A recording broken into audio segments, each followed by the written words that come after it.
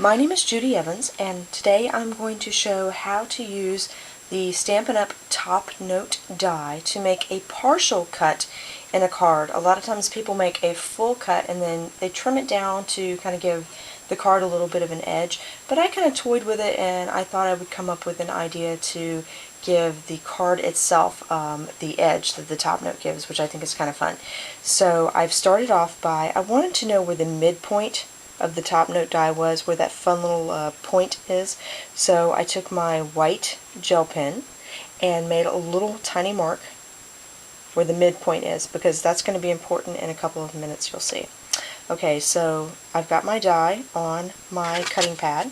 I'm going to take my card, and in this case this is a card that folds from top to bottom instead of left to right, and I'm going to put it over the die, kind of centering it. Again, I can't really see where the actual die is, but I know that it goes all the way to the end, and as long as I've got it centered from top to bottom, I think it's going to come out okay. I'm going to cover this up with a piece of simple white computer paper, and the reason for that is when I go to put my cutting pad on the top, you'll see there's lots of nicks and grooves in this from all the cutting that's been done.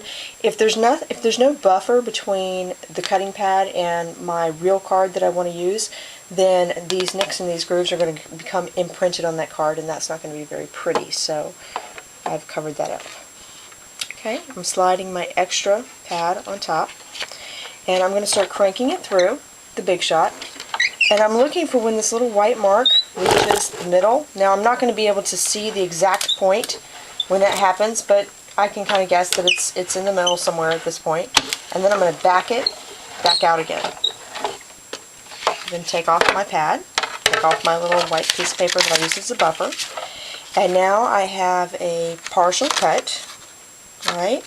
And what I would want to do is make a nice neat score line along the top and the bottom here, and fold that back so that when I'm done it looks something along the lines of this. And what I did with this card was I put little brads at the top and the bottom to secure that little piece, and with a marker just added some definition to the edge. And that's the way you make a partial cut.